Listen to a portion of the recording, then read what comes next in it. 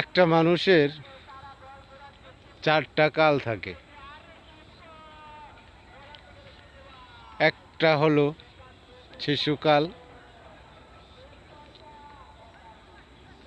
কিশোরকাল, যৌবনকাল এবং বৃদ্ধাকাল। শিশুকালটা অনেকটা আনন্দের কেটে যায়, সকলের ভালোবাসা পাওয়া যায়। যখন আপনি কিশোরের বয়সে চলে আসলেন, কিশোরকালে চলে আসলেন, তখন আস্তে আস্তে আপনার উপরে একটু একটু করে চাপ সৃষ্টি হবে, হয়তো কাজের, না হয় লেখাপড়া করার। যখন যৌবনকালে চলে আসবেন,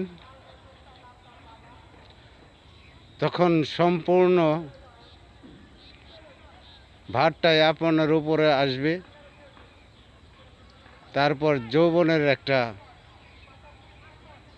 ধাক্কা আসে, সেই ধাক্কাটা যদি কেউ সামাল দিতে পারে সেই সফল হয়, আর যে সামাল না দিতে পারে সে বিফল হয়। এখন আসা যাক বৃদ্ধকাল।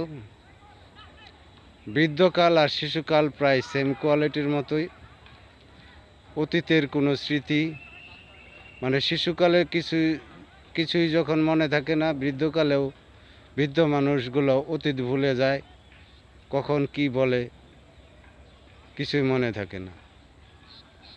তখন বৃদ্ধকালটা অনেকটা কষ্টের হয়, কারণ হয়তো সন্তানের উপর, না হয় অন্য কারো উপরে বোঝা হয়ে দাঁড়াতে হয়। বৃদ্ধকালটা একরকম অন্যের বোঝা, তাই বৃদ্ধকালটা অনেকটা কষ্টের।